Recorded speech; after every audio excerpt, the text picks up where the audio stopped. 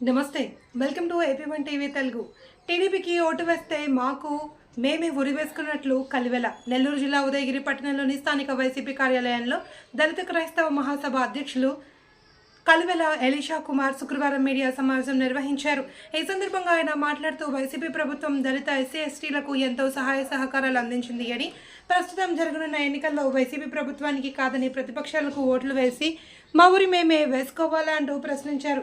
నిన్న టీడీపీ రాష్ట్ర SC/ST committee chairman కాకి శ్రీనివాసులు టీడీపీకే మా మద్దతు అని మాట్లాడడం చాలా బాధాకరమని, దళితులకు ఏదైనా న్యాయం జరిగింది అంటే అది ఒక్క వైసీపీ ప్రభుత్వంలోనేనని కొంచెం ఆలోచించుకుని మాట్లాడాల్సిన అవసరం ఎంతైనా ఉందని హితవు పలికారు.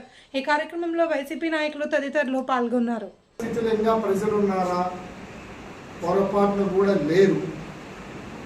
ఈ రాష్ట్రానికి రావాల్సిన, దక్షిణాది రాష్ట్రాలకు రావాల్సిన నిధులను ఇవ్వకుండా ఉత్తరాది రాష్ట్రాలకు ఇచ్చి అక్కడ అభివృద్ధిని చూపించుకుంటూ ప్రభుత్వాలు ఏర్పాటు చేసుకునే స్థితిలో ఉన్నారే తప్ప ఇక్కడ టీడీపీ కానీ జనసేన కానీ ఎవరితో చేయి కట్టిన ముగ్గురిని తీసి బంగాళాఖాతంలో పడేస్తామే తప్ప బీజేపీ దాని మిత్రపక్షమైన టీడీపీ జనసేనకు ఓటు వేసి మా ఉచ్చు మేము వేసుకోవాలా, మా ఉరి మేము వేసుకోవాలా, మా గోతిని మేము తవ్వుకోవాలా, వాళ్ళు వచ్చి రాజ్యాంగాన్ని మారిస్తే మా హక్కులు, ప్రాథమిక హక్కులు ఏం కావాలి, ఈ దేశంలో బడుగు బలహీన వర్గాల యొక్క హక్కులు ఏం కావాలి,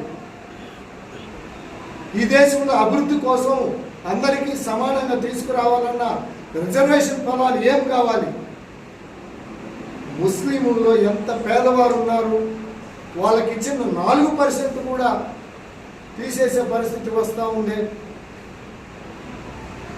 అసలు ముస్లింలు ఈ దేశానికి ఎంతో ఎకానమీ అందిస్తూ ఉన్నారు.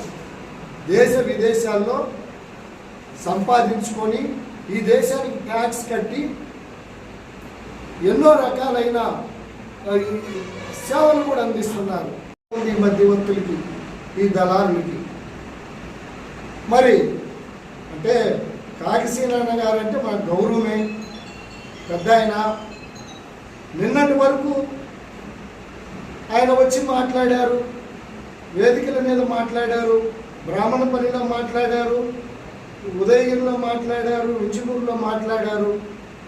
ఈ నియోజకవర్గాన్ని అభివృద్ధి చేసిన వారు, చేసేవారు ఒక మేకపాటి వాళ్ళు మాత్రమే, ఇంక ఎవరు చేయలేరు. ఇది మేకపాటి వారికి మాత్రమే సాధ్యమని నిన్న చెప్పిన కాకి శ్రీనివాసులు అన్న ఈరోజు మరొకరికి సాధ్యమని చెప్తున్నారు. మన కళ్ళారు చూసిన వాళ్ళకి సాధ్యం కాదా? మరి ఇంకా చూడలేదు, వాళ్ళు సాధ్యమని ఎలా చెప్తున్నారు?